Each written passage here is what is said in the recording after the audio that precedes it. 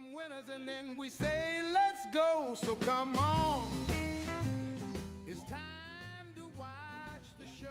It's words of George Costanza. I'm back, baby. The baseball playoffs are here after a day off yesterday on the diamond, although Adam the Bull and Chris Massaro did a wonderful job setting the table for the playoffs, talking series prices and things along those lines. We have game action, and we are already underway on this Tuesday. Welcome into a live edition of Betting Weekly Hardball.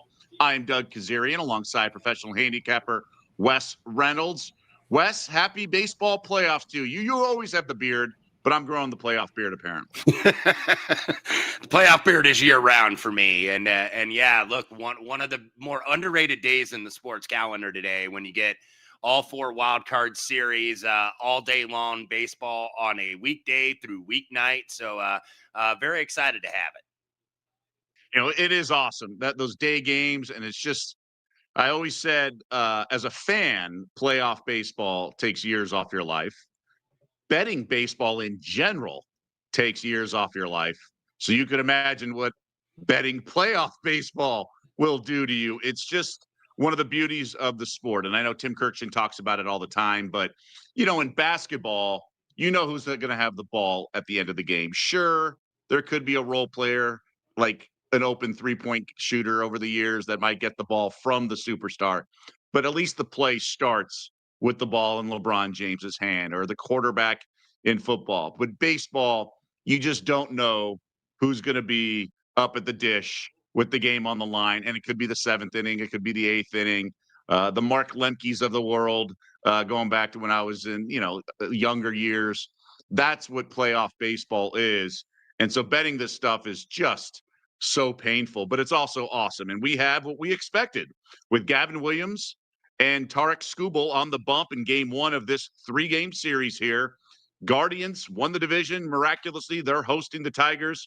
Detroit got an unearned run, the top of the first, cashed the Yurfee at plus 160, and that's the only scoring we've seen. Gavin Williams, who can be susceptible to walks, did get in some trouble, but got some key double play balls, things like that. So we are bottom 4 right now. Skubal protecting a 1-0 lead. The total coming into the game was 6. And now it's in the 4.5 range again with leading off. We're just getting underway in the bottom of the 4th. So Guardians got a little threat here and there with some base runners, but for the most part, it's been exactly what we've expected, Wes.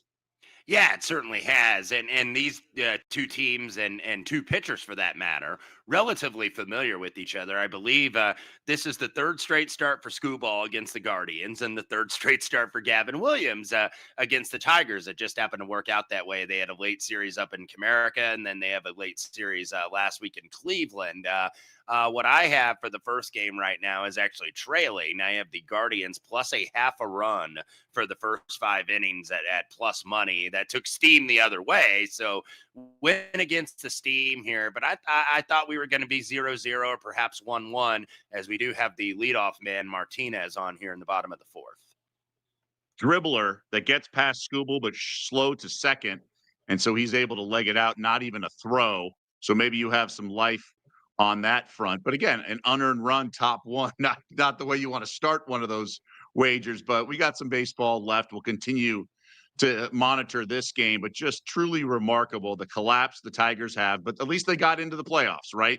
And not really a huge deal. The only difference is you're not the home team in this series by not winning it. But this team was 150-1 at the All-Star break just to win the division, and they cashed that ticket. So you can imagine the World Series odds. I don't have that in front of me. So let's take a look at the games that have yet to start. We have 4 game ones today. Red Sox, Yankees, not the next game, but the next game I do want to discuss. And obviously this rivalry needs no introduction. Max Fried on the bump for the Yanks. Garrett Crochet, who's getting a little buzz for the American League Cy Young. It's not necessarily automatic to Skubal. Boston, 9-4 against the Yankees this season, including 5-2 in the Bronx. So that's not going to phase them. Yankees big favorites here, $1.95 for the series, and then $1.36 for today, which I think the $1.95 is beefy because, Macero's talked about it too. Like Crochet gets into a little trouble at Fenway. He gives up home runs, but here he is on the road. And I think that's much Mhm. better for the Red Sox, all things considered.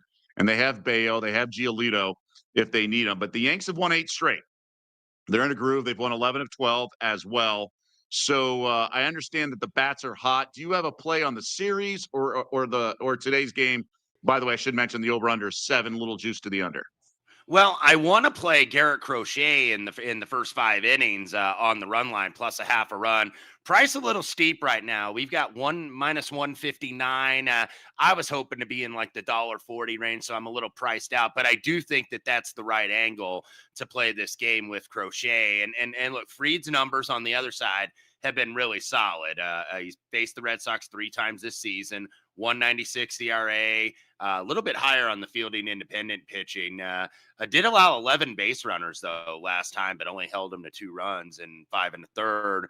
But Crochet, ever since that bad first start early in the season, the last 3 starts against the Yankees, 211 ERA, 154 on the XFIP, 37% strikeout rate.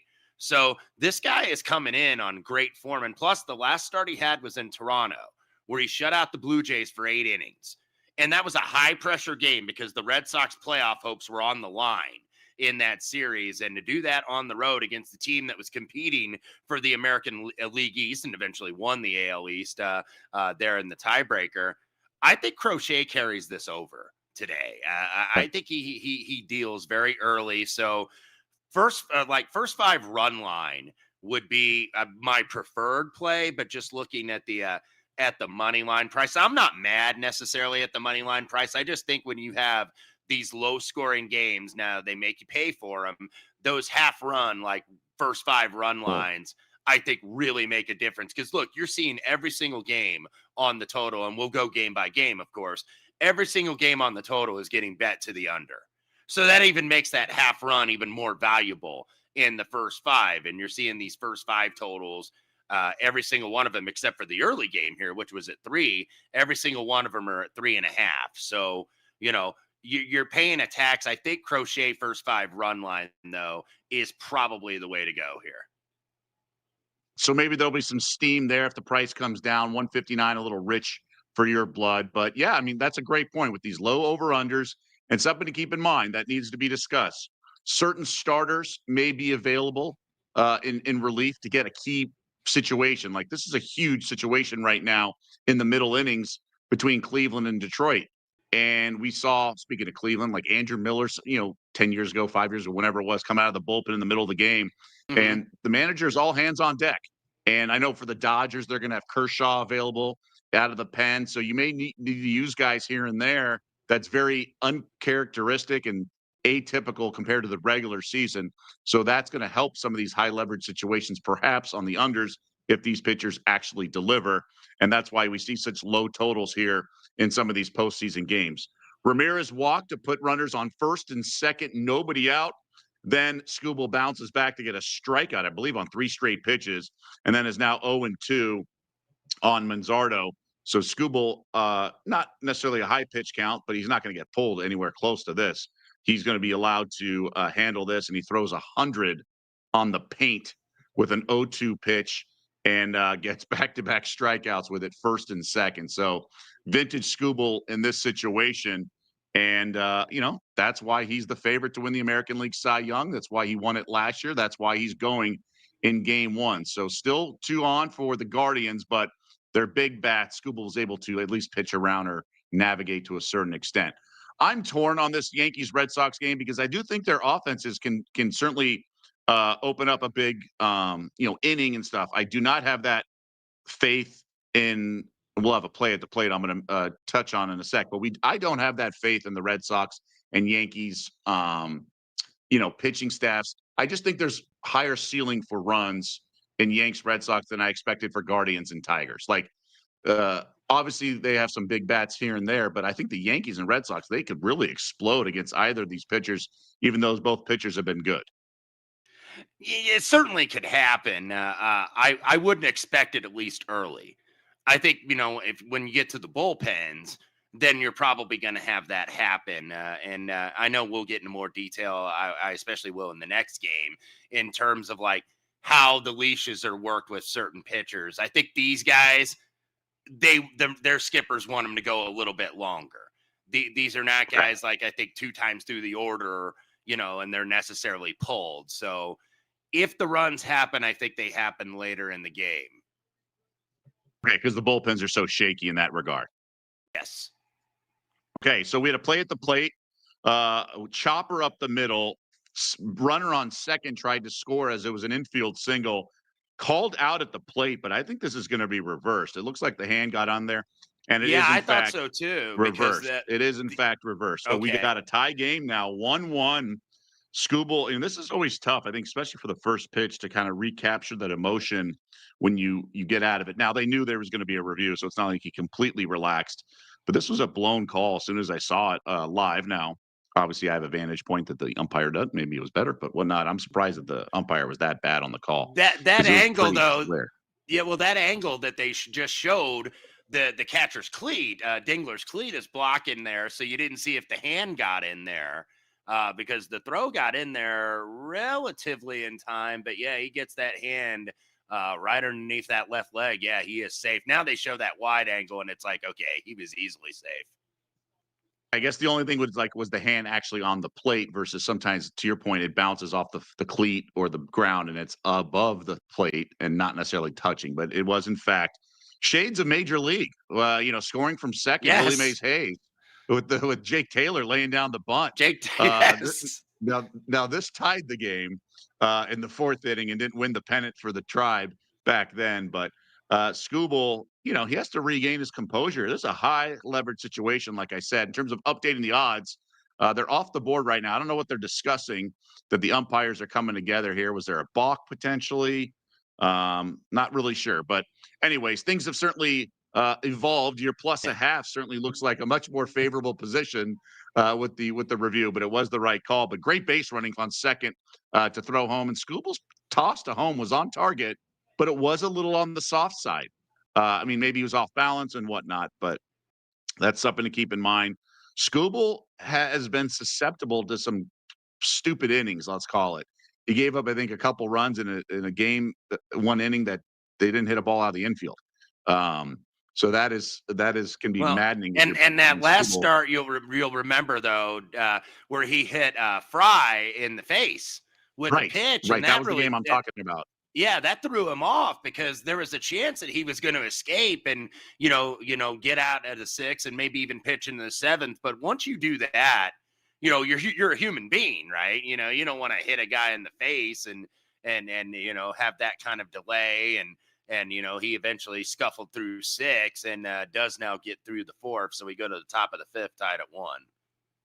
Yeah, Arias tried to bunt his way on, and it wasn't an effective bunt. Skubal was able to get it on almost one bounce and scoop it to the first base. So we're through 4, 1-1 game, and we'll be getting some new lines. Do you see anything, Wes, in this game that might lead to some value? I'm leaning under. It might be 4.5. It could be 5 once it gets reposted. Maybe even a 5.5, depending on the juice, but it's going to be a coin flip line. I would lean, I don't know. What's the pitch count right now? So Williams is 55 pitches. Yeah, Williams is only at 60, and I thought he'd be at a little bit more. Now, the whole key is if you get a couple base runners on here. I think like that's the big key here, because I felt with Williams, even though he's been relatively trustworthy, that they didn't want him to face Carpenter once they got to Carpenter and Torkelson and Green. So he's getting 7, 8, 9 here. So he needs, I think, at least 2 base runners to not be able to pitch into the 6th. So that even though he's only at 60 pitches, but it's not really the pitch count necessarily. It's all about the situation here. Now, if a guy's just dealing, then yeah, if a guy's got like 50 pitches through 5 innings, then, they're going to try to get him into the 7th at least. But I think with this situation, there are certain guys, maybe that 3rd time through the order, that you don't want him to face. So if you get a couple of these guys on 7, 8, 9, and maybe turn the order with Meadows, and then he's got Carpenter and Torkelson, who both have a hit today. I don't think they want Williams, as good as he's been down the stretch. I don't think that they want him facing those guys a 3rd time. And the Guardians are one of those teams that I think will really trust their bullpen. So They will give a quick hook, even if a guy, you look at the pitch So who count. do you like? So where's the value? Uh, that's what that's why I'm trying to talk. I'm trying to talk myself into something and see what See, I think the what I value's on can the find. Tigers. I think the value's on the Tigers, especially where we are in the lineups with the Guardians at the bottom of the lineup. It And probably Scooble's is. been pitching great. Scooble's been pitching great. It probably is because I'm just dumping everything out there to see if I could find anything. And no play for me, but it would probably be Tigers or nothing. Yeah, I mean, it is only minus $1.20. I do lean under still. I think we're going to see like a 2-1 final, maybe 3-1 kind of thing. But I think one of these pitchers will continue to mow him down. I think it's going to be Scooble. Gavin Williams hasn't been erratic. Yes, he's had some pitches, but man, he was getting squeezed by the ump. So now, if that's the case and the ump's consistent, then that's neither here nor there. We're talking betting. You can't just say, oh, it should have been on under. Well, Mhm. what is it? Like, that's the thing. So he's getting squeezed, but I think he's been resilient and shown some poise to kind of balance it out and just struck out the leadoff batter That's with his sixth 6. K of the day. That was Yeah. a sweeping strikeout. Beautiful pitch. Gavin Williams has been really, really strong. And I think showed incredible poise by after getting squeezed in some tough situations Mhm. throughout the game. But again, he's only given up one earned run, so he's been fantastic. Hey, just want to remind you, if you like what you hear on our shows, sign up for our newsletter, get exclusive tips and the free Insider magazine. Sign up for free at bettingweeklystudios.com. And Wes, just to return to this Yankees series with the Red Sox after getting some fireworks here in the fourth inning with the play at the plate and the review. So we have two good pitchers. Yanks are hot. The lineup, I want no part of the under, even though I think both pitchers are going to be strong. For me, it's Red Sox or pass. It's Red Sox or pass in the series. I'm not ready to pull the trigger. I think the Yankees could eke it out. You know what? I'll play the Red Sox on the series for the usual half unit. I do think there's some value here in that regard. So I'll play that on the series price plus 155. Anything for you officially? No, but the lean is to the Crochet first 5 run line. Like see Yeah. that come down maybe just a little bit. There is a possibility that it will. By the way, for this series, tomorrow's pitching matchup is Brian Bello against Carlos Rodon, and then Cam Schlittler would be going in the deciding game 3, the rookie against, we don't know who necessarily would go for Boston here if they do kind of a bullpen deal, but looking ahead, a lot of these matchups are set. Some of them are undecided. So that's something that you have to play into and kind of keep a monitor on that. But I do think the price is too high, even though I think the Yankees win the series. From a number standpoint, it would be Boston or pass. But hopefully that comes down tonight. I do like Garrett Crochet, the first 5 run line, and first couple times through the order, see if he could shut those guys down. He certainly has in his last 3 starts. It's going to be fascinating. Obviously, we all know the history of this rivalry and things like that.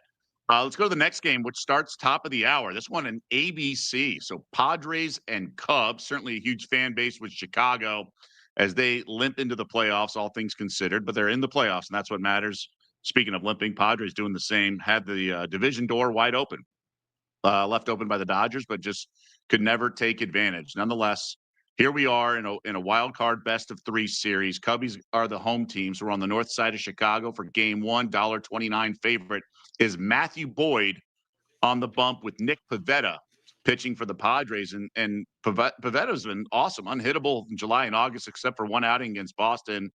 But I will say the last 2 starts, he did get touched up a little bit, and that had a playoff vibe with the Pods fighting for, playoff positioning, things like that. And Matthew Boyd, we were thrown out around the All-Star break or a little after the All-Star break that he might have some, long-term value in the Cy Young race and huge payout, but he just hasn't been the same pitcher since the All-Star break. So this is not a guy I really want to back. Frankly, for me, it's Padres or pass. And I'm thinking about pulling the trigger on San Diego.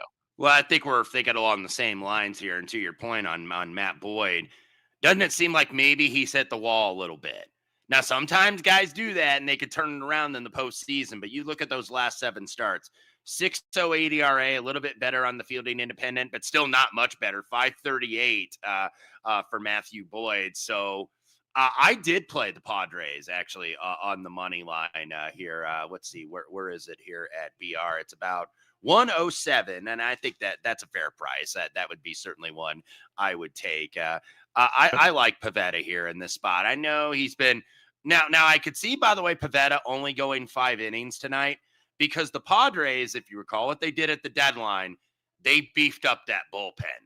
And Mike Schilt will go to that bullpen quickly. He will have quick hooks for starters. He certainly does it with Darvish. He'll do it with Cease. I think he'll do it here with Pivetta, even though Pivetta pretty much has been mostly the steady Eddie, I think, of the starting rotation. But he'll go to that bullpen and he'll go Mason Miller bulk innings, to get Suarez eventually. And he could go with Peralta and he can go with Matsui and all these different guys. The Padres have a ton of arms in that bullpen they acquired at the deadline. So that's something to keep in mind. And then also on the other side with the Padres hitting, the last 3 starts, they have hit left-handed pitching very, very well.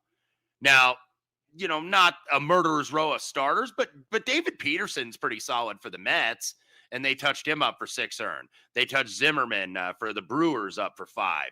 Erod for Arizona, and remember Arizona was kind of in it until maybe the last kind of couple days to try to get that last wild card. They got 5 off Eduardo Rodriguez. So the Padres have been hitting lefties a lot better of late. And that's what made me lean there because I feel like Boyd could get in trouble early. And if the Cubs got to go to that bullpen, I think the edge is the San Diego Padres clearly in that bullpen with what they did at the deadline. And they're better high leverage. The ERA is better, the fielding independent is better. The whip is better, the opponent batting average is better. All the different metrics for the bullpen is better for the Padres. One of those arms is out for the year, so that's something that after the All-Star break or the trade deadline they did, but they've been fantastic. And I was going to ask you about that. You're officially down for Padres plus 108. Do you? I mean, we talked about Boyd and everything, but do you even want to? I don't know, mess around with the first 5 because you have that bullpen on the back end, and you don't have home court advantage or home field advantage, which is a distinct advantage in playoff strategy for the Cubs. So does it make more sense to bet the Pods on the first 5 because you can isolate Boyd?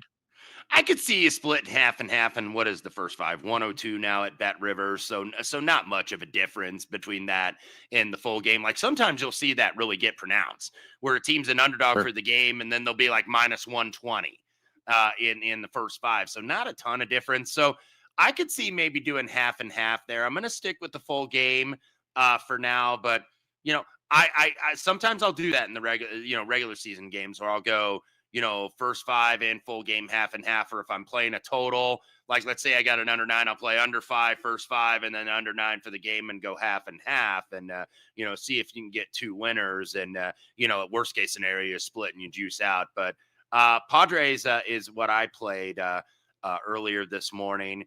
Maybe, I don't know if maybe you could try to thread the needle if you find a Pavetta under outs because Mike Schilt, I just don't see him like riding with starters like third time through the order because of that bullpen, even though Jason Adam is out with that quad injury, as you mentioned. So we're going to make it official. We'll go Padres on the money line here. Right. Sounds good. We got you down for that with the Pods and also the first 5 two-way money line. Sometimes you get a push and that's no fun, but I like to call those large splits between the first 5 and the game line the Paul Skeens special, where it's the Pirates certainly backloaded in that regard. Scooble bouncing back-to-back Ks to start the bottom of the 5th. So we're 1-1. Looks like the first 5's under's going to be a winner momentarily, and West is going to be a winner on the plus a half that he got this morning. Hey, get extra value this summer with prop packs exclusively at Bet Rivers. Opt into the prop packs promotion for your chance to earn profit boosts, bonus credits, and more when you place MLB same game parlay. See the Bet Rivers app for full details and tear into the action. All right, so we've covered 3 of the games. Now the big one tonight, 7 Eastern, and excuse me. I'm a Dodgers fan. I'm not excited about certain things, but I am as a baseball fan and bettor just curious how this Dodgers bullpen is going to perform and what kind of role it will play in the postseason. And look, Dodgers could be eliminated first round. Wouldn't be that shocking. Now, it would be shocking that it would come at the hands of your Reds, but um, this Dodgers team is far from, you know, unhittable or anything like that. They got some holes, and for them to repeat, it's going to take some work here. But they are big favorites in game one, minus 230 with Blake Snell going, but also Hunter Green going for Cincinnati. He's the flamethrower, has been awesome, but so is Snell. One earned in his last 3 starts down the stretch. You see the series price on the screen, minus 305, which is a monster number. Any read here for you, Wes? And I understand why the Reds are such underdogs because they should be. This from I saw on Sunday from OptiStats. The Reds, by the way, are the first team in Major League Baseball history to have no hitter hit over 270, and that's your regular hitters, not your rare pinch hitter guys that you called up from the minors or something. So no batter hit 270, no batter hit 25 home runs, no pitcher win 15 games, and no pitcher have 200 strikeouts and still make the playoffs in a non-shortened or a strike type season. So the Reds somehow, some way got in the playoffs. And look, I'm happy to see it. It's been a long time in Cincinnati since they made the postseason. And that was my boyhood team because that was the nearest team to where I grew up in Indianapolis. So I understand why they are such big underdogs, because they don't frighten you at the plate. And they got swept at Dodger Stadium about a month and a half ago. So I understand. Now, I think game one, the price is too high. I would not be laying it with the Dodgers at minus 215 at Bet Rivers. And I know people are going to maybe want to go with the run line. That's often dangerous, though, with a low total. And in fact, what is that run line right now at Bet Rivers? I believe that is plus 112 if you want to lay it with the Dodgers. So I know there's going to be a lot of bettors out there that are going to be tempted by that. But Hunter Green, he is their ace. Now, the concern for the Reds in the series, though, Doug, is the fact that they used Nicholas Lodolo out of the bullpen against Milwaukee, which was the game clincher that they eventually lost, but the Mets lost 2 on Sunday. So they used Lodolo. So Tito Francona burned him. So now you got to go with Zach Littell, who they got from the Rays at the deadline. You'd much rather go Green, Lodolo, Abbott than Green, Littell, and Green, Littell, and Abbott. So so the Reds are kind of behind the 8 ball there. So Hunter Green's got to be great tonight. I think for this team, he's got to pitch in the 7th against a pretty damn potent lineup. And Will Smith, by the way, available with that hand injury. So I have no play on this at the moment, but I do think just on the starting pitching matchup, now you have to have more of a handicap and not just the starting pitchers. I think that this is a big number. I really do, for a guy that, if you're not very familiar with him, if you're not very familiar with Hunter Green, he can strike you out and he can get you, and mow through a lineup. So I'd be a little gun shy about laying that price. Okay, I would too. Are you interested in any live wagering if the Dodgers have a lead through, let's say, 5 and it's 3-1 or something like that? Does the bullpen woes carry over into the playoffs? Dodgers are hard to come back against. Like the Reds couldn't do it. The Reds would get down in all not these in the last games. couple months. Well, they've been human. They were hard for the Reds, though. That's the thing. Yeah. Like the Reds are not a team. They are much better, I think, as front runners. They're much better when they have leads, as opposed to coming from behind. They just weren't able to do that against the Dodgers. By the way, and Hunter Green did face these guys on the 25th of August. Another game, Reds got down, couldn't come back, 7-0.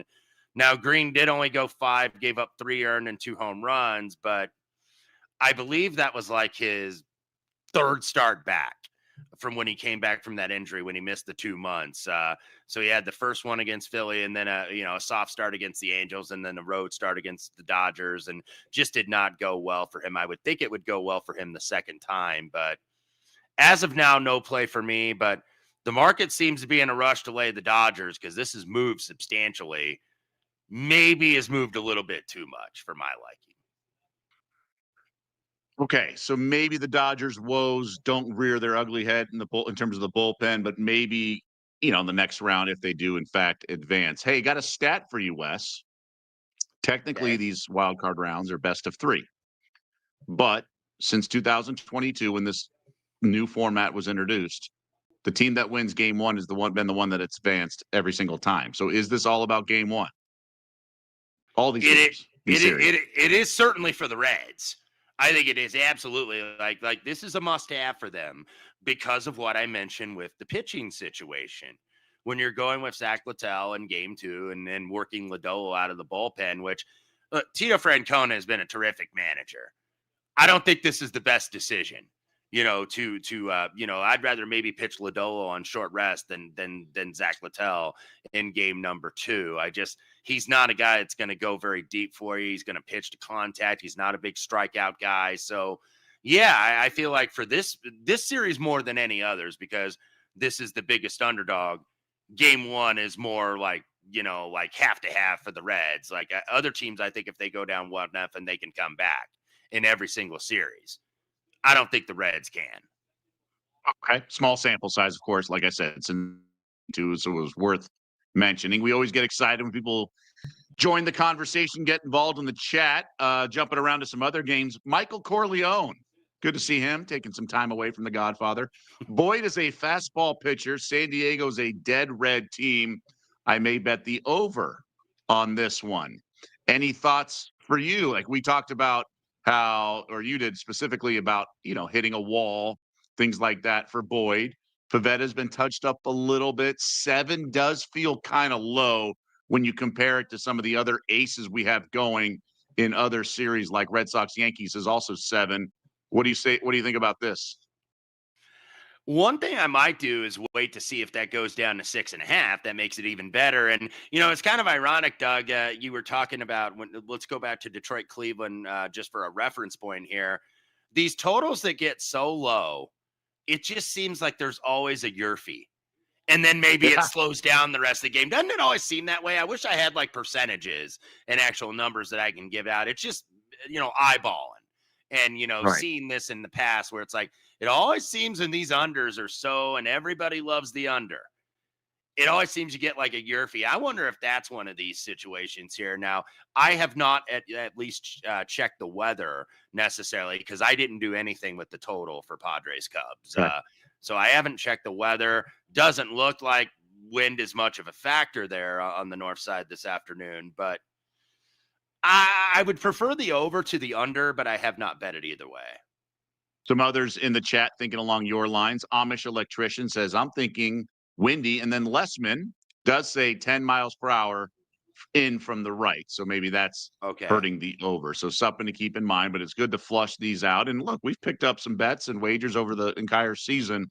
When the chat gets things going and you and I and whoever's on the show get some discussion, and it's been helpful. I went 3-0 last Thursday. I've been pretty hot, all things considered, on this specific show. 17-7-1 runs. Oh, that's 25, a nice round number. So that's been going well. Hey, we also have some other great shows on the Bet Rivers Network and Betting Weekly umbrella.